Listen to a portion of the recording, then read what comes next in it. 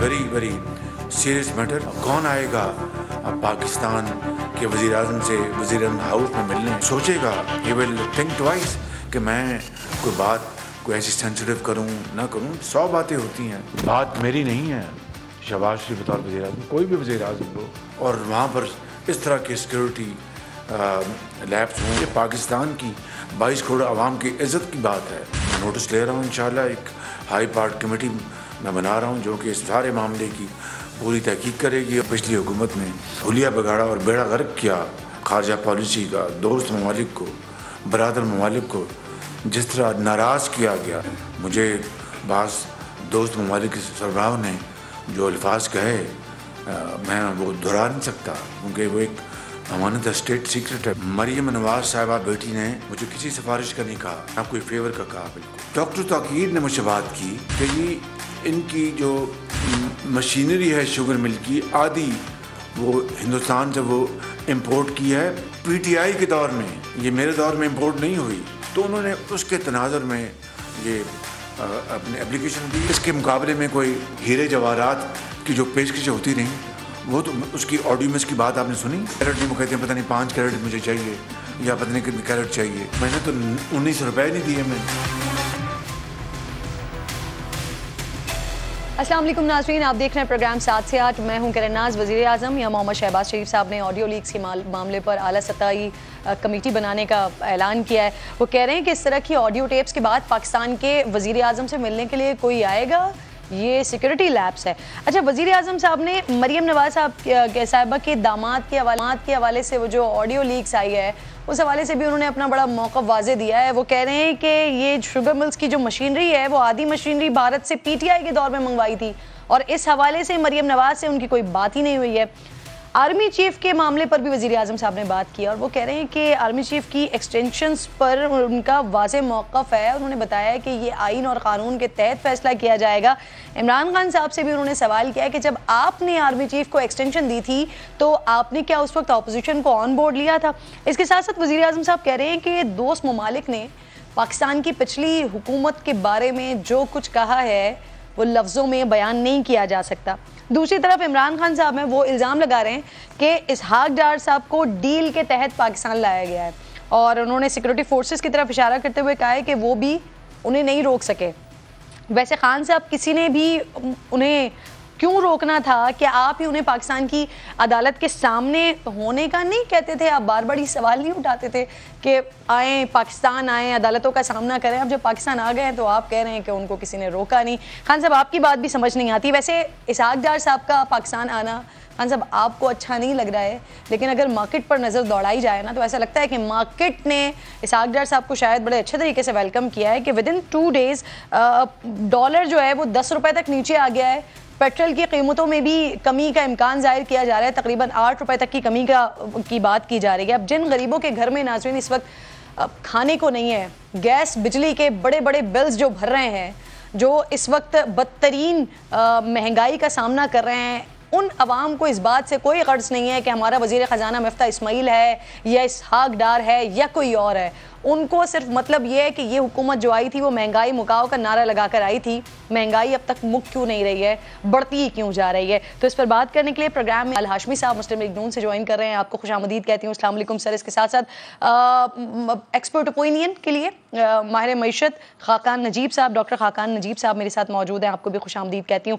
निहाल साहब, ज़रा आपकी इजाज़त से सर मैं खाकान नजीब साहब से बात का आगाज़ करना चाह रही हूँ, क्योंकि मैं चाह रही हूँ कि पहले ज़रा एक्सपर्ट ओपिनियन लिया जाए। इसहाक डार साहब के आने से ऐसा क्या चेंज आने वाला है जो मिफ्ता इस्माइल साहब नहीं कर रहे थे? और इसके साथ साथ हबीब अकरम साहब भी सीनियर एनालिस्ट हैं, मुझे प्रोग्राम में ज्वाइन कर चुके हैं। आप तीनों को अस्सलाम वालेकुम। खाकान साहब, इसहाक डार साहब की वापसी की जैसी खबरें आना शुरू हुई है ना, तो मार्केट में हमने देखा है कि डॉलर रेट में कमी आना शुरू हुई है, 10 रुपए तक ऑलमोस्ट कम हो गया है। तो क्या ये मार्केट ने वेलकम किया है? बतौर एक्सपर्ट आप किस तरह से देख रहे हैं इसको? बिस्मिल्लाहिर्रहमानिर्रहीम। Kiran, thank you for having me on your show, it's always my pleasure. देखिए, सबसे पहली बात तो ये है कि मार्केट सेंटिमेंट जो है ऑब्वियसली वो थोड़ा सा चेंज हुआ है। एक तो ऑब्वियसली एक नई अपॉइंटमेंट हुई है और जो पुराना उनका रहा है रोल, उसमें obviously he was stronger in controlling the currency. So एक ये वजह है, सेंटिमेंट का चेंज है। दूसरा कुछ आई थिंक फंडामेंटल्स भी तब्दील हो गए हैं, और फंडामेंटल्स जो हैं उनका ताल्लुक बैरूनी भी है और अंदरूनी भी है। बैरूनी फंडामेंटल्स में सबसे बढ़ के ये है कि जो ब्रेंट की कीमत है वो $120 से $80 पे आ गई है। ये देखें बहुत बड़ा चेंज है। सब मार्केट प्लेयर्स ये समझते हैं कि आपका इंपोर्ट बिल इससे कम होगा, डॉलर की जो तलब है वो कम होगी, और ये एक बड़ा चेंज है। इसके साथ साथ मैं आज ही सुबह एक फंड मैनेजर से इंटरनेशनली बात कर रहा था। निकल की कीमत, एल्यूमिनियम की कीमत, कोल की कीमत, आयरन ओर की कीमत, ये वो कमोडिटीज हैं जिनकी हाइक हुई थी। रिसेशन फियर्स ने इनकी कीमत को भी कम कर दिया। सो दूसरी ये बड़ी बात। तीसरी एक और चीज तब्दील हुई है, वो बहुत आपको याद रखना चाहिए कि इंपॉर्टेंट है। IMF का प्रोग्राम हुआ, उसके बाद हमें उम्मीद ये थी कि फंड्स आ जाएंगे। चूंकि वो फंड्स नहीं आए तो ये जो IMF के बाद ये नीचे आया था। आप मेरे साथ ही मौजूद रहिए खाकान साहब, आप मेरे साथ ही मौजूद है, क्योंकि ये जो आप बात कर रहे हैं ना, ये आवाम की सुनने वाली बात है। लेकिन इसके साथ साथ एक और भी जो इस वक्त का सबसे इम्पॉर्टेंट मामला है, वज़ीर आज़म साहब ने जो अभी बात की है, मैं चाह रही हूँ कि ज़रा पहले निहाल हाशमी साहब इसके ऊपर कमेंट करें। सर, ऑडियो लीक्स का जो मामला आया, वज़ीर आज़म साहब ने अपना बड़ा वाज़े मौक़िफ़ भी दे दिया। आला सतही कमेटी बनाने का उन्होंने ऐलान कर दिया है। जो इजलास हो रहा था वो भी मौखर हुआ है। तो सर कह रहे हैं कि अगर इस तरह के सिक्योरिटी लैप्स होते हैं तो कौन पाकिस्तान के वज़ीर आज़म से मिलने आएगा? बात बड़ी वैलिड कर रहे हैं वो। तो अब ये जो कमेटी बन रही है, आला सतही कमेटी, इसमें सर कौन कौन होगा, इसके बारे में जरा बताइए। बिस्मिल्लाहिर्रहमानिर्रहीम। देखिए, ये मामला मुस्लिम लीग नून या वज़ीर आज़म तक का नहीं है। ये मामला पाकिस्तान की सिक्योरिटी का है। ये मामला माजी का भी है, हाल का भी और मुस्तकबिल का भी है। आपको याद होगा माजी में एक बहुत ही मशहूर वाक़या हुआ है, विकीलीक्स का मामला। और आपको पता है उस विकीलीक्स के मामले के बाद जिन जिन ममालिक के हवाले से बात की गई, उन ममालिक को बहुत ही मसाइल और बहुत ही भौचाल आ गया। वो ऐसे ममालिक थे जो अपने मामलात को शायद सुधार सकते थे और सुधारा उन्होंने, उसके बावजूद उन्हें बहुत सारा क्राइसिस से गुजरना पड़ा है। इसी तरह से ये जो ऑडियो लीक है, ये किसी फर्द वाहिद का नहीं है इशू, ये वजीर आजम का नहीं है, ये PMLN की गवर्नमेंट का नहीं है, PDM का नहीं है, पाकिस्तान की ट्रस्ट डेफिसिट का मामला है कि जो लोग आके हमसे कारोबारी बात करते हैं या स्ट्रेटेजिक बात करते हैं या किसी भी किस्म की ऐसी बात करते हैं, डिफेंस स्ट्रेटजी की बात करते हैं, वो इंफ्रास्ट्रक्चर डेवलपमेंट की बात करते हैं, उनके सामने हमारी फिर जो क्या हमारी वैल्यू रह जाती है, हमारी क्या ट्रस्ट वैल्यू रह जाती है उनके आगे, कि वो समझते हैं कि जो पाकिस्तान का सबसे हाईएस्ट ऑफिस है, that is the prime ministers house, वहां से अगर बात लीक हो जाए तो फिर उनकी राजदारी कहाँ रहती है। तो मैं ये समझता हूँ शायद इसमें बैरूनी अनासिर हो। सर, वजीर दाखिला की जो गुफ्तगू सुनी ना मैंने, तो वो संजीदा नहीं दिखाई दे रहे थे। लेकिन जिस तरह से वजीर आजम साहब ने अपना पॉइंट ऑफ व्यू वाज़ेह किया है, अभी आप बात कर रहे हैं, तो अंदाजा हो रहा है कि वाकईतन ये जो सिक्योरिटी लैब्स है, इसका हुकूमत को भी अब एहसास हो रहा है। तो सर, ये इतना इंपॉर्टेंट इजलास था, MI ISI के लोग इसके अंदर शामिल होने थे, ये इजलास मौखर क्यों हुआ? वैसे देखिए, तैयारी के लिए, असेसमेंट के लिए, और जब आप इजलास करते हैं तो उसमें कोई रिजल्ट ओरिएंटेड इजलास होना चाहिए ना।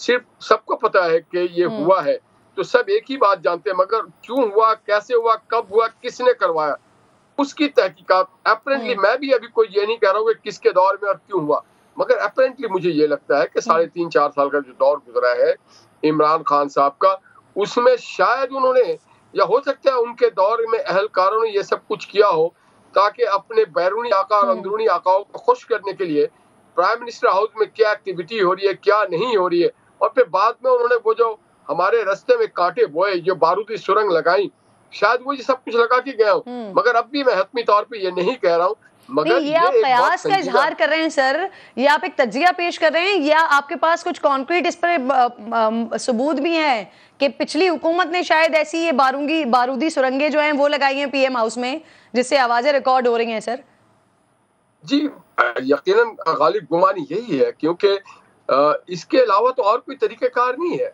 कि जिनके दस्तरस में गुज़श्ता 4 साल PM हाउस रहा है, जो उसके इख्तियारात के मालिक मैंने कुल रहे हैं, उनके दौर में वो, क्योंकि 4 साल उन्होंने तो शिकायत नहीं की, और जब हम आए तो ये वाकयात हो गए। उनके दौर में ये नहीं हुआ। तो हम ये समझते हैं कि ये PMLN का नहीं, ये पाकिस्तान की सॉवरेनिटी का मामला है, पाकिस्तान की इंटीग्रिटी का मामला है, और ये बहुत ही संजीदा मामला है और इसको बहुत संजीदगी से लेना चाहिए। इसलिए ISI हो या IB हो या MI हो या और कोई इदारा हो, उन सबको बड़े ठोस शवाहिद के साथ आना होगा, और सिर्फ ये नहीं कि वो बयान करें कि ये मसाइल क्या थे, उसके मुस्तकबिल में ऐसे वाकयात ना हो, उसके लिए भी कोई ठोस इस मामले में JIT की सरबराही किसके पास है और काम इस पे शुरू हो गया है सर? जी, अभी तो उन्होंने नॉमिनेट कर दिया। यकीनन JIT का पहला इजलास होगा, इजलास में वो अपने टर्म्स ऑफ रेफरेंस को तय करेंगे। विदाउट टर्म्स ऑफ रेफरेंस कोई चीज आप इनिशिएट नहीं कर सकते। कोई ये सुतर पे मुहार तो नहीं होगा जिधर चाहे जिसका चाहे तहकीकात किया। इसमें तहकीकात के एक लाइन एंड लेंथ के साथ किया जाएगा। ठीक। अच्छा हबीब साहब, अस्सलाम वालेकुम सर। इमरान खान साहब तौहीन अदालत का केस भुगत रहे हैं। 3 तारीख को उनको फिर पेश होना है, महफूज फैसला उनको सुनाया जाना है गालिबन फर्द जुर्म के हवाले से। तो सर ये इमरान खान साहब इस वक्त जो बातें कर रहे हैं ना, तौहीन अदालत के मामलात को फेस करने के बावजूद भी सर वो तौहीन इलेक्शन कमीशन भी फिर वो साथ साथ फेस कर रहे हैं। जरा हबीब साहब जी, मैं सुनवाना चाह रही हूँ आपको, ये सुन लीजिए, फिर उसके बाद इस पर कमेंट कीजिएगा।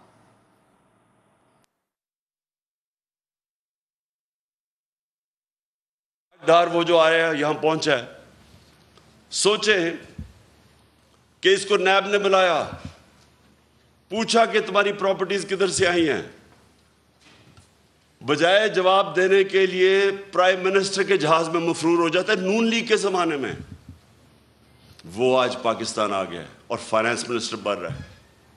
यानी अब पाकिस्तान का पैसा फाइनेंस किसके हवाले कर रहे हैं? जो मफरूर 5 साल से भागा हुआ था, और अब आके पाकिस्तान का फाइनेंस मिनिस्टर बनेगा। बिल्ले को बिठाओगे दूध की हिफाजत करने के लिए। ये साग डार जैसा फ्रॉड, ये अब इसी NRO डील के तहत यह पाकिस्तान पहुंचा है। बहुत ही बदनीयत, डिसऑनेस्ट, बदनीयत। इनके शरीफ खानदान के घर का नौकर चीफ इलेक्शन कमीशन सामने आ गया। वो इससे नवाज शरीफ से हुक्म लेता है कि जनाब कितने तहरीक इंसाफ के लोगों को डिस्क्वालीफाई कर रहे हैं। वैसे इलेक्शन कमीशन की तरफ से मजम्मत भी आ गई है इस तरह के स्टेटमेंट की, बयान की, लेकिन क्या समझते हैं आप सर, अब जब वो तौहीन इलेक्शन कमीशन भी भुगत रहे हैं, उसके बावजूद भी इस तरह के स्टेटमेंट्स खान साहब की तरफ से पास किए जा रहे हैं? हबीब साहब। किरण, मैं उन लोगों में से हूँ जो ये समझते हैं कि ज़बान से कह के किसी भी इदारे की तौहीन नहीं होती। मैं ये समझता हूँ कि पाकिस्तान के अंदर जो तौहीन अदालत का ये कानून है कि जनाब अगर किसी को अदालत से कोई इख्तलाफ है, किसी जज के ऊपर कोई एतराज़ है, तो ये दरअसल बुनियादी इंसानी हुकूक की खिलाफ वर्जी है। लेकिन चूँकि कानून एक मौजूद है तो लिहाजा उसकी सिलेक्टिव इम्प्लीमेंटेशन इन्फोर्समेंट भी हम देखते रहते हैं। तो मैं तो उन लोगों में से हूँ जो ये समझते हैं कि इस तरह कोई किसी की तौहीन नहीं होती और इदारों को इतना सेंसिटिव नहीं होना चाहिए। जहाँ तक इलेक्शन कमीशन का ताल्लुक है, तो इलेक्शन कमीशन पता नहीं किस बुनियाद के ऊपर एक नया इदारा बन गया है जो ये समझता है कि उसकी तौहीन होगी तो उसके ऊपर वो जो तौहीन करने वाले को पकड़ भी सकेगा, उसको सज़ा भी दे सकेगा। पाकिस्तान के दस्तूर में इसकी गुंजाइश कैसे निकलती है, पाकिस्तान के कानून में इसकी गुंजाइश कैसे निकलती है, मुझे इसकी बिल्कुल समझ नहीं है। मैं कानून का बिल्कुल अदना तालिब इल्म हूँ। अपनी कम इल्मी के एतराफ़ के साथ मैं उठाता हूँ कि आखिर इलेक्शन कमीशन की तौहीन कैसे हो सकती है, और पॉलिटिकल पार्टीज़ के सरबराहान अगर इदारों के ऊपर बात नहीं करेंगे तो फिर कौन करेगा? अगर इलेक्शन कमीशन से किसी को इख्तलाफ हो, चीफ इलेक्शन कमिश्नर के कंडक्ट के ऊपर किसी को एतराज हो, और पिछले कुछ अरसे में मैं ये जाती तौर पे समझता हूँ कि चीफ इलेक्शन कमिश्नर का कंडक्ट या इलेक्शन कमीशन का कंडक्ट वो काबिल एतराज है, तो उस पर बात करने में कौन सा बजायका है? सर आप क्या उन लोगों में भी शामिल हैं जो ये समझते हैं कि फॉर्मर प्राइम मिनिस्टर की ज़बान कम से कम ऐसी नहीं होनी चाहिए? तनकीद करें, खुलकर करें, उनके पास प्लेटफॉर्म्स हैं, उनकी बात को सुना जाता है, लेकिन जिस तरह की ज़बान इस्तेमाल की जाती है फॉर्मर प्राइम मिनिस्टर की तरफ से, आप समझते हैं? ये तो एक सब्जेक्टिव बात है, ये एक रिलेटिव बात है किरण। आपको एक ज़बान अच्छी लग सकती है, मुझे वो ज़बान बुरी लग सकती है, निहाल हाशमी साहब को वो ज़बान अच्छी लग सकती है, नजीब को वो ज़बान बुरी लग सकती है। तो एक सब रिलेटिव बात है, इस पे तो आप कुछ नहीं कह सकते। जुल्फ़िकार अली भुट्टो की तकरीरें जिन्होंने सुनी है, एक ज़माने में हम सुनते थे बड़ी सख्त ज़बान है, एक ज़माने में हम बेनज़ीर भुट्टो साहबा के बारे में ही सुनते थे, फिर नवाज शरीफ साहब के बारे में ही सुनते थे, शहबाज शरीफ साहब पेट फाड़ा करते थे। ये हम सब लोगों के बारे में सुनते रहते। पॉलिटिकल जो लोग हैं उनकी ज़ुबान इसी तरह, या आप इसे अच्छा कहें या बुरा कहें, पाकिस्तान का कल्चर यही है। अच्छा, आरिफ अलवी साहब कह रहे हैं कि वो पर्सनल कैपेसिटी में तमाम स्टेक होल्डर्स को करीब लाने की कोशिश कर रहे हैं। लगता है आपको हबीब साहब के सदर साहब इस कोशिश में कामयाब हो जाएंगे? क्योंकि इमरान खान साहब के बारे में तो ये बड़ा आम तासुर है ना कि वो अपने अलावा किसी की सुनते नहीं है। देखिए, मेरा ख्याल है कि सदर साहब इस कोशिश में काफ़ी हद तक कामयाब हो चुके हैं। उसकी वजह यह है कि पिछले कुछ अरसे में इमरान खान साहब जिन इदारों को बाकायदा हदफ तनकीद बनाया करते थे, आप देख लीजिए कि उनकी ज़बान में काफ़ी उनकी ज़बान की शिद्दत में काफ़ी कमी आ गई है। दूसरी बात यह है कि इमरान खान साहब को ये कोई 3 मार्च वाले इमरान खान नहीं है जिनके ख़िलाफ़ बड़ी कंफर्टेबल तहरीक अदम एतमाद पेश कर दी गई थी। ये आज की तारीख के इमरान खान है जो पंजाब में होने वाले जो 20 बल्दियाती माफ़ कीजिएगा जो 20 ज़िमनी इंतखाबात हैं वो जीत चुके हैं जी। और ये 20 ऐसे इंतखाबात थे जो पंजाब जैसे बड़े सूबे के हर खित्ते में हुए थे, तो वो इंतखाबात जीत चुके हैं। उनकी जो मकबूलियत के अगर मकबूलियत का कोई है तो वो 2 मार्च 2022 से आज की तारीख में उनका बहुत बुलंद है। तो लिहाजा आज का इमरान खान वज़ीर आज़म की हैसियत से कमज़ोर इमरान खान नहीं जिसकी मकबूलियत कम हो रही थी, बल्कि ऐसा इमरान खान है जिसकी मकबूलियत रोज़ाना की बुनियाद पर बढ़ रही है। तो अब एक पॉइंट ऑफ स्ट्रेंथ से उन्होंने अपने लिए जो चीज़ें हासिल करना चाहिए वो कर ली, कुछ नेगोशिएशन से, कुछ अपनी ताकत के जोर पे। तो लिहाजा जो ताकत का तवाज़ुन है वो इमरान खान के हक में, तो ऑटोमेटिकली इमरान खान की शराइत के ऊपर कुछ तब्दीलियां आ रही हैं। अच्छा सर, वैसे ग्राउंड रियलिटी पर तो वो शराइत जो खान साहब मांग रहे थे, यानी कि अर्ली इलेक्शंस की वो बात कर रहे हैं, आर्मी चीफ की तैनाती की वो बात कर रहे हैं, तो ग्राउंड रियलिटीज पर तो ऐसा कुछ अभी तक तो दिखाई नहीं दे रहा। लेकिन मैं आती हूँ दोबारा आपकी तरफ और इस पर मैं मजीद आपसे बात करती हूँ। सर निहाल साहब जी किरण, कुछ चीजें मांगने के लिए होती हैं, कुछ चीजें तकाजा करने के लिए होती हैं, और कुछ चीजें महज गुस्से दिखाने के लिए होती हैं। ये पॉलिटिक्स के अंदर ऐसे ही चलता है। आपने सुना नहीं था कुछ अर्सा जलसों में, लंदन से होने वाली तकरीरों में किस किस को पुकारा जाता था, और आज क्या है? ये सारी सियासत में इस तरह चलता रहता है जी। तो सर फिर खान साहब उन्हीं फुटस्टेप्स को फॉलो क्यों कर रहे हैं? वो तो एक उसूली सियासतदान है ना। अच्छा निहाल साहब, सर ये मिफ्ता इस्माइल साहब के हवाले से ना एक आम तासुर ये भी दिया जा रहा है कि जितने भी मुश्किल फैसले थे वो मिफ्ता इस्माइल साहब से करवा लिए गए, और कुछ जो गुंजाइश छोड़ी गई वो इसहाक डार साहब के लिए छोड़ी गई ताकि जब वो वापस आए तो उनके क्रेडिट में ये सारी चीजें चले जाएं। यानी कि डॉलर रेट का कम हो जाना, पेट्रोल का कम हो जाना, उसके बाद ही जब इन फैसलों का, मुश्किल फैसलों का जब फल मिलना था तो इसहाक डार साहब को वजारत खजाना दे दी गई। निहाल साहब? नहीं, मैं आपके इस बात से एग्री इसलिए नहीं करूंगा कि आपको याद होगा 1990 में, 1997 में और 2013 में हमारे मामलात बहुत अच्छे नहीं थे।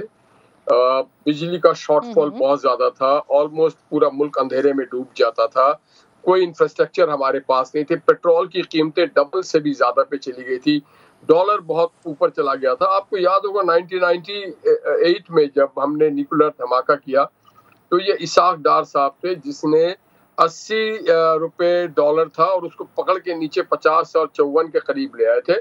तो ये कोई नई बात नहीं। पूरी देखिए, इसहाक डार के बारे में एक बात मैं बताऊं, ये अल्लाह ताला की तरफ से एक चीज होता है, बतो इज़्ज़ो मंतोशा बतो ज़िल्लो मंतोशा। आज वही रियासत पाकिस्तान जिसके कुछ लोगों ने इसहाक डार के खिलाफ एक मुहिम चलाई थी और उनको जबरन जलावतन होना पड़ा था और उनके ऊपर एक जाली केस बना दिया गया था, आज उसी रियासत की एयरफोर्स 1 पे वो बैठ के जाते हैं।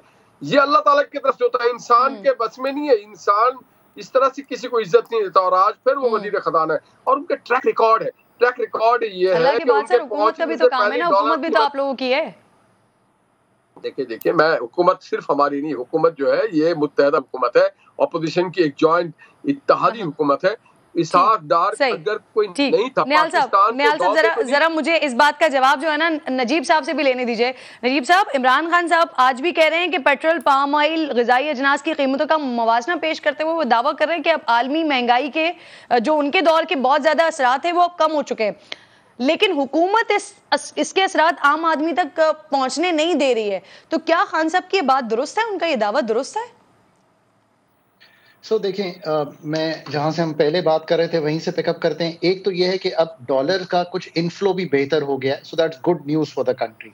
इसका मतलब यह है कि हमें 2 अरब डॉलर शायद वर्ल्ड बैंक से रीअप्रोप्रिएट हो जाएंगे, 1.5-2 अरब डॉलर के करीब हमें और ADB और अदारों से आ जाएंगे। सो इसकी वजह से एक सेंटिमेंट का जो तब्दीली है वो मुल्क में आ रही है। इसी से आप चलें कि क्या इसका असर कीमतों पर कैसे आ रहा है। देखिए, पाकिस्तान में जो कीमतों पर असर है वो एक लैग के साथ आता है। लैग का मतलब ये है कि ये जो अब कीमतें आपको तायुन होगा आने वाले एंड ऑफ सितंबर में, ये कीमतें वो हैं जो पिछले 1 सितंबर से 15 सितंबर तक रही हैं। उसमें मुझे यकीन है कि कीमत जो है सारी पेट्रोलियम प्रोडक्ट्स की, चूंकि दुनिया भर में कम हो गई थी, हमारे पास एक इम्पैक्ट है कि हमारा रूपी जो है उस टाइम पे बढ़ा हुआ था। I still remember, सर, आप तमाम लोग ये कह रहे थे कि सितंबर अक्टूबर से कंपैरेटिवली बेहतरी आना शुरू हो जाएगी। जो इन्फ्लेशन रेट होगा सितंबर तक, वो अक्टूबर नवंबर से उसमें बेहतरी आना शुरू हो जाएगी। लेकिन क्या इसका फायदा आवाम को डायरेक्टली मिलेगा? और 1 अक्टूबर से क्या पेट्रोल की कीमतों में कमी होने वाली है? निहाल सवाल छोड़कर जा रही हूँ,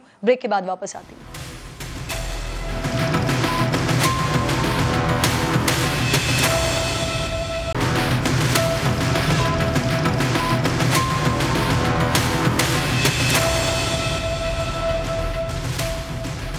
वेलकम बैक वंस अगेन जी। माह रबीउल अव्वल का चांद आप सबको बहुत बहुत मुबारक हो। निहाल हाशमी साहब, आपके लिए सर सवाल छोड़कर गई थी, एक अच्छी खबर मैंने दी, एक अच्छी खबर सर आप भी दे दें। 1 अक्टूबर से क्या ये आवाम को इसका इम्पैक्ट मिलने वाला है? पेट्रोल की कीमतों पे कमी होने जा रही है सर? इंशाल्लाह जरूर। देखिए, अच्छी खबर तो डार साहब के पहुंचते ही शुरू हो गया था कि जब डॉलर की कीमतें नीचे आनी शुरू हो गई और रुपए की कदर बेहतर होने लगी, तो इंशाअल्लाह ताला ये बेहतरी होगी। जो आज इमरान खान साहब ने, मैं ये बात जरूर करना चाहूंगा, आज आपने देखा जब डार साहब सेनेट में गए हलफ उठाने के लिए, तो PTI के लोगों ने किस तरह का बिहेव किया। पाकिस्तान के नहीं, कहीं पर भी दुनिया में ऐसा नहीं होता है। एक सियासी और एक जमहूरी और एक पार्लिमानी रिवायतें होती हैं। इमरान खान शायद और उनकी पार्टी शायद इन सबसे बहुत आ रही है। और आपने देखा होगा जो पिछले दिनों लंदन में मरियम औरंगजेब साहबा के साथ गया था, तो मैं समझता हूँ कि अब ये बिल्कुल ही एक फितने की शक्ल इख्तियार कर गए। उनको तो मेरे ख्याल से टॉक शोज में डिस्कस करना भी, मैं समझता हूँ कि पाकिस्तान की सियासी कल्चर की तौहीन होगी कि एक शख्स हमेशा जब भी बात करता है इखलाकी कदरों को पामाल करके करता है। मैं आपको मैं यकीन दिलाता हूँ कि पेट्रोल की कीमतें बदरजा आस्ते आस्ते जरूर कम होनी शुरू हो जाएगी और इसके लिए हमने इनिशिएटिव शुरू कर भी दिया है। सर, कितने रुपए कमी आ रही है 1 अक्टूबर से? देखिए जी, अब कितने रुपए की कमी आएगी ये तो अभी बताना कबल अज़ वक्त है, मगर एक बात आपको बता दूं कि कमी शुरू हो गई है, कमी होगी इसमें, और हर चीज में कमी होगी। बिजली के नरखों में भी कमी होगी, जो रोजमर्रा की खुर्दनोश की चीजें उसमें भी कमी होगी। डार साहब इसी अज़म के साथ यहाँ से गए हैं कि वो पाकिस्तान के मईशत को अपने पैरों पे खड़ा करेंगे। उनका एक अज़म रहा है कि पाकिस्तान के मईशत को दुनिया की 18 जो बड़ी मईशत है उसमें शामिल। अगर ये मियां मोहम्मद नवाज शरीफ साहब के ये वाक़या ना हुआ होता, अगर 2018 और 17 और 14 में ये धरना कल्चर ना हुआ होता, अगर नवाज शरीफ साहब की गवर्नमेंट को डिस्टेबलाइज नहीं की गई होती, तो आज पाकिस्तान की जो मईशत है वो बहुत ज्यादा इस्तेहकाम की तरफ होता। पाकिस्तान शायद एक ग्रोइंग, बहुत ज्यादा ग्रोइंग और अपकमिंग मईशतों में से एक होता। ये करना कैसे है? क्या मामला रीनिगोशिएट हो रहे हैं IMF के साथ? और सर, आप लोगों ने तो 50 रुपए तक लेवी को लेकर जाना है, तो पेट्रोल की प्राइसेस में किस तरह से कमी वाक़ई होगी? देखिए, आपको एक बात शायद याद होगा, मेरे ख्याल से हबीब अकरम साहब इसको ज्यादा बेहतर बता सकते हैं कि लेट 90 में जब IMF के साथ मुलाकात कर रहे थे, तो इसहाक डार वो वाहिद पाकिस्तानी फाइनेंस मिनिस्टर थे जिन्होंने वो मीटिंग को छोड़ दिया और उन्होंने कहा आपके साथ हम प्रोग्राम नहीं करेंगे, और वो छोड़ के वापस आ गए, अपने होटल आ गए और उन्होंने पैकिंग शुरू कर दी, वापसी की। IMF वाले बाप उनके होटल आए, उन्होंने उनकी रिक्वेस्ट की कि नहीं जी, हम आप ही के टर्म्स एंड कंडीशन में बात करेंगे। इसहाक डार में वो कैपेसिटी, वो क्वालिटी और वो क्वांटिटी है कि जो अपनी बात को मनवाना जानता है, अपने काम को जानते हैं, ईमानदार आदमी है, डेडिकेटेड आदमी है। मैं आपको बताऊं, he is a workaholic person. वो 24 घंटे में से शायद 18 और 20 घंटे काम करने वाले आदमी है। थोड़ा सा आप उनको वक्त दें, 15 रोज 20 रोज के अंदर आपको पता चल जाएगा, by the end mid of October आपको पता चल जाएगा कि पाकिस्तान की मईशत। चलें सर, अब अल्हम्दुलिल्लाह सेहतियाब होकर आ गए तो इंशाल्लाह ताला उम्मीद है, पाकिस्तानी आवाम को उम्मीद है कि बेहतरी आए उनके लिए। खाकान साहब, ये पॉसिबिलिटीज आपको दिखाई दे रही हैं क्या IMF के साथ मामला रीनिगोशिएट होंगे और रीनिगोशिएशन करने में फिर डार साहब कामयाब भी हो जाएंगे, जो उसका इम्पैक्ट आवाम को मिलेगा? सर देखें, एक तो हकीकत थी कि IMF से एक आपने निगोशिएट किया प्रोग्राम जो फ्लड से पहले था। फ्लड्स के बाद पाकिस्तान के सारे मैक्रो इंडिकेटर्स तब्दील हो गए हैं। सो ये तो लामहाला बात जो है वो हतमी है कि आपको IMF के साथ अपना प्रोग्राम रीनिगोशिएट करना पड़ेगा, जिसमें आपकी ग्रोथ रेट भी तब्दील हो गया है, जिसमें आपकी एग्रीकल्चर, सर्विस सेक्टर, आपका जो लार्ज स्केल मैन्युफैक्चरिंग है, ये सब तब्दील हो गया। सो सारे अहदाफ, फिर आपको फिस्कल डेफिसिट को में स्पेस लेनी पड़ेगी। बहुत ज्यादा कटिंग हुई है फिस्कल डेफिसिट में, कि जो पिछले साल से इस साल की उन्होंने कदगन लगाई है, उसको भी फ्लड्स के लिए आपको एक लेना पड़ेगा कि ये एडजस्टर है, हम इतना खर्चा करेंगे, लेना पड़ेगा। इसके साथ साथ ये जो 850 अरब किरण आपने जिक्र किया, और राइटली आपने ये अच्छा पॉइंट रखा कि 50 रुपए वो कह रहे हैं कि PDL में कलेक्ट किया जाए, एक ऐसे वक्त में जबकि इन्फ्लेशन पाकिस्तान में हाई रन कर रही हो। अगर गुंजाइश बहुत पैदा हो जाए और तेल की कीमत यहीं पे $75-80 पे रहे तो ये तब तो बात बनती है, but otherwise in rising inflation. Sir मुझे बता दें कितने रुपए तक कमी की जा सकती है इस वक्त, कितनी गुंजाइश निकल सकती है खाकान साहब? देखिए, बिजली भी जो ताल्लुक है वो बहुत बड़ा ताल्लुक जो है वो फ्यूल प्राइस एडजस्टमेंट से है। आपको पता है जून की एडजस्टमेंट जो है हुकूमत ने डिफर की हुई है। सो इसका भी बहुत बड़ा ताल्लुक है कि अगर डिजिट्स में बता दें, मैंने हबीब साहब से बात करनी है सर, सिर्फ मुझे डिजिट्स में बता दें। क्या बता दूं? मुझे डिजिट्स में बता दें कितने पैसे, कितने रुपए कमी हो सकती है, कितनी गुंजाइश है? देखिए, गुंजाइश जो गुंजाइश का पैदा करना है वो तो इस चीज से ताल्लुक रखता है कि ये $7.92 टोटल बढ़नी थी। मेरा ख्याल है कि जो आखिरी 92 पैसे बढ़ना है, अब इसको मौखर किया जा सकता है और फ्यूल प्राइस एडजस्टमेंट हो सकता है नेगेटिव में चली जाए। सो अगर वो फ्यूल प्राइस एडजस्टमेंट नेगेटिव में चली जाए तो 1 से 2 रुपए की कमी जो है वो वाज़ेह तौर पे आ सकती है। हबीब साहब सर, ये बुरा भला कह रहे हैं इसहाक डार साहब को, खान साहब सियासी मुखालिफिन है, बनता भी है, लेकिन सर इमरान खान साहब तो पाकिस्तान की बात करते हैं ना, वो पाकिस्तान का भला सोचते हैं। वो कहते हैं उनके पास तो सब कुछ है, उनको क्या जरूरत थी आने की। तो अगर वो बात पाकिस्तान की करते हैं तो इसहाक डार साहब के आने से, जैसा कि हुकूमत बता रही है और एक ग्राउंड रियलिटी भी दिखाई दे रही है, डॉलर भी कम हो रहा है, इन्फ्लेशन के हवाले से भी कहा जा रहा है ये भी नीचे जाएगा, तो इस बात पर 2 दिन के लिए सही, लेकिन खान साहब को तो खुश होना चाहिए सर। वैसे देखिए, एक तो उनका पॉलिटिकल मौक़िफ़ है, इमरान खान साहब ज़ाहिर है ये वो पॉलिटिकल मौक़िफ़ अपना बयान करने के लिए पूरी तरह आज़ाद हैं कि वो किसको क्या कहें किसी शख्स के बारे में, तो ये तो पॉलिटिकल पार्टीज़ ऐसा ही करती हैं। लेकिन जहाँ तक इसहाक डार साहब का ताल्लुक़ है बतौर वज़ीर ख़ज़ाना, तो मैं उन लोगों में से हूँ जिन्हें उनकी कारकर्दगी पर बहुत ही तहफ़्फ़ुज़ात हैं। उन्हीं के दौरे वज़ारत ख़ज़ाना में पाकिस्तान के ऊपर फ़िगर फजिंग का इल्ज़ाम लगा। वो पाकिस्तान के अंदर जिस तरह डॉलर को कंट्रोल करते हैं, उसके नतीजे में पाकिस्तान के अंदर इम्पोर्टेड इन्फ्लेशन आता है, उसके अंदर उसके तहत पाकिस्तान की इंडस्ट्री तबाह बर्बाद हो जाती है, पाकिस्तान की इंडस्ट्रियल ग्रोथ नेगेटिव चली जाती है और पाकिस्तान के ऊपर कर्ज़ों का हजम जो है वो मुसलसल बढ़ने लगता है।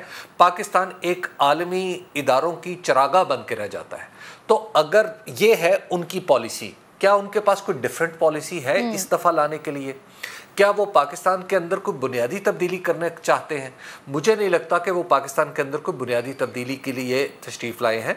वो पाकिस्तान के अंदर एक विंडो ड्रेसिंग के लिए तशरीफ़ लाए हैं, जिसका आपको और मुझे वक्ती तौर पर लगेगा कि बड़ा अच्छा माहौल चल रहा है, लेकिन उसके बाद जो है वो सब आपने और मैंने ही भुगतना है। लेकिन सर बहैसियत पाकिस्तानी उम्मीद रखनी चाहिए, कोई भी आ जाए सर, वो जो भी हो वो पाकिस्तान की बेहतरी के लिए करे, जो भी करे। इस वक्त आवाम कोई भी नहीं कर सकता, कोई भी नहीं कर सकता। खागान नजीब साहब, ठीक। हबीब अकरम साहब, बहुत शुक्रिया आपका सर, आप तीनों प्रोग्राम में मौजूद थे। एक छोटा सा ब्रेक ले रही हूँ, ब्रेक के बाद वापस आती हूँ तो कराची के हवाले से बात करनी है मैंने।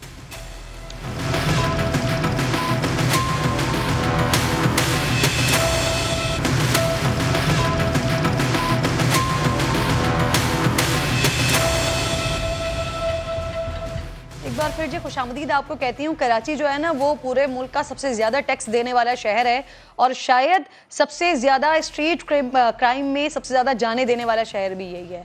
अगर मैं 1 साल का डाटा बताती हूँ तो 80 कीमती जाने जा चुके हैं और अगर सिर्फ मैं आपको इस महीने का डाटा बताती हूँ तो तकरीबन 14 लोग हैं जो कि राजनी, मोबाइल स्नैचिंग, इन सारी चीज़ों की वजह से अपनी जानों से, अपनी कीमती जानों से हाथ धो बैठे हैं।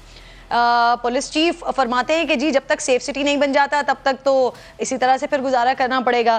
फिर कभी वो ताजरों को इसका कसूरवार ठहराते हैं कि जी सब जगह पर ये सब कुछ होता है, लेकिन ताजर जो है वो ज़्यादा शोर शराबा करते हैं जिसकी वजह से ये सारी चीज़ें होती हैं। तो आज ताजरों को ही मैंने प्रोग्राम में मदऊ किया है। अतीक मीर साहब मेरे साथ मौजूद। शुक्रिया। अस्सलाम वालेकुम अतीक साहब। पुलिस चीफ कह रहे हैं कि जब तक सेफ सिटी नहीं बच जाता तब तक तो सर बर्दाश्त करना पड़ेगा। तो सर पिछले 15 साल से एक ही पार्टी की हुकूमत है इस सूबे के अंदर, पिछले 15 साल से काबू नहीं पाया गया इन तमाम क्राइम की वारदातों पर, बल्कि ये बतदरीज बढ़ी हैं। तो सर आप लोग को उम्मीद है वैसे कि अगले 2 साल का जो एक मार्जिन रखा जा रहा है, टाइम लिया जा रहा है सेफ सिटी बनने का, तब तक ये सारी जो कार्रवाइयां हैं, ये वारदातें हैं, ये रुक जाएंगी शहर में?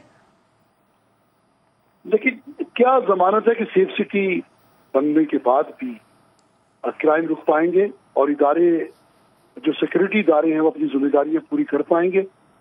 इसलिए कि हम देख रहे हैं कि यहाँ खास तौर पे पुलिस ये इस कदर पॉलिटिसाइज है कि कोई थाना ऐसा नहीं है जहाँ सरकार का रखा हुआ SHO ना हो, कोई बड़ा अफसर ऐसा नहीं है जो जिसके लिए वजीर आला हाउस से मंजूरी ना होती हो। तो ये मनपसंद लोगों की रखने की वजह ये होती है कि जहाँ ऐसे बड़े माफियाज हैं, ऐसे बहुत सारे सरप्रस्त हैं जो मुजरिमों के जिन पर हाथ है, जो उन लोगों के लिए फंडिंग करते हैं जो यहाँ बासर लोग हैं, ताकतवर लोग हैं, जिसमें कोई भी हो सकता है, सियासत की शख्सियतें भी हैं। तो ये बात मैं मफरूजे की बुनियाद पर नहीं कह रहा हूँ, ये मेरी देखी और आजमाई भी बात है कि सियासी असर रसूख से बहुत से मुजरिम यहाँ ऐसे वारदातें करते हैं और उनके हिस्सा पहुंचाते हैं। तो ये बात असल में अब पुलिस की कारकर्दगी उस वक्त तक निखर नहीं सकती जब तक इसे बाख्तियार नहीं किया जाएगा। देखिए कराची ये इतनी बड़ी बात नहीं है, कराची में दहशत गर्दी खत्म हुई, टारगेट किलिंग खत्म हो गई, भत्ता खत्म हो गया, अगवा बड़ा तावान खत्म हो गया। ये जो रेंजर्स को 4 टास्क मिले थे तो 7 अख्तियारात भी मिले थे। तो पुलिस को एक तो अख्तियारात नहीं है, दूसरा पुलिस पर इस कदर दबाव है कि हर अफसर सोचता है कि इस मुजरिम पे हाथ डालेंगे तो कहीं ये, और सर जहां पर कुछ कर सकते हैं ना पुलिस वाले, वहां भी कुछ नहीं करते। अतीक मीर साहब कल कराची के एक बड़े अच्छे सहाफी हैं तनवीर बहलीम, वो कहीं शूटिंग के लिए गए हुए थे, शूट कर रहे थे और उस दौरान तकरीबन 5 लाख रुपए का उनके पास कैमरा और दीगर सामान मौजूद था, वो छीन कर भाग गए। वो बता रहे हैं कि सामने से पुलिस वैन गुजरी है, वहां पर आवाजें लगा रहे हैं लेकिन तब भी पुलिस नहीं आई। सर तो जहां पुलिस काम कर सकती है वहां भी तो नहीं करती है, भाग जाती है वहां से। जुबैर मोतीवाला साहब भी मेरे साथ मौजूद हैं। सर अग्री करेंगे, ठीक है अगर पुलिस के ऊपर दबाव है, बहुत ज्यादा पॉलिटिकल प्रेशर भी होता है बहुत ज्यादा, लेकिन कुछ जगहों पर तो पुलिस कोई ना कोई तो इनिशिएटिव ले सकती है ना, बजाय इसके कि आप लोगों को कसूरवार ठहराया जाए कि आप लोग इतना शोर करते हैं इस वजह से क्राइम रेट ज्यादा लगता है। देखिए बात यह है कि जो अतीक बात कर रहे थे, बिल्कुल हमारे पास जो है ना टोटल का टोटल जितना जो निजाम है लॉ एनफोर्सिंग एजेंसीज का, उसको रिविजिट करने की जरूरत है मेरे हिसाब से। अभी अगर ये एडिशनल आईजी साहब अगर बोल के गए, उधर उन्होंने कोई तो जवाब देना है। जब हमने उनको फिल्में दिखाई तो उनके जो है वो इन्होंने एक जवाब ये दिए कि खुद और की एक फैसलाबाद की। मैंने बोला बाकी 48 तो यहाँ की तो 50 है। तो कराची के अंदर देखिए इस वक्त हालात जो चल रहे हैं, इसका जो स्ट्रीट क्राइम जो है वो किसी सूरत में भी काबू में नहीं आ रहा। कल भी एक बच्चे को अवामी मरकज के पास, हालांकि सब कुछ दे दिया, उसके बाद भी उसको जो है वो गोली मार के चले गए। अनफॉर्चुनेट 2 मंथ की शादी थी और परसों उम्रे पे जा रहे थे। आप बताएं कोहराम हो गया ना घर में। अब ये जो सारी चीजें हैं इनको अगर हम उस नजर में देखते हैं और अगर कोई ये समझता है कि हालात जो हैं उससे हम अपने जो अपना सर हल क्या है, तो देखिए हाल इसका ये है कि आपको सारे के सारे लॉ इन्फोर्सिंग निज़ाम को रिविजिट करना पड़ेगा, उसके अंदर रिफॉर्म्स लाने पड़ेंगे, सजा और जजा का जो है ना कानून उसके अंदर आपको लेके आना पड़ेगा। इसके बगैर ये नहीं होगा कि जी वो तो पुलिस वाला है, आम शहरी है, और अगर आम शहरी को भी उतने ही इख्तियारात और उतने ही जो है ना उसके साथ हमदर्दी और उसके साथ कानून का रखा। सर वो फिर प्रोसिक्यूशन इतनी ढीले तरीके से की जाती है कि जब मामला अगर कोई पकड़ा जाए और अदालतों तक पहुंच जाए तो फिर वहां से बच निकलता है। बहुत शुक्रिया आपका। जुबैर मोतीवाला साहब मेरे साथ मौजूद थे। अतीक मीर साहब आपका बेहद शुक्रिया। खत्म हो गया। इंशाल्लाह नाज़रीन से मुलाकात होगी कल। अपना ख्याल रखिए। अल्लाह के बाद।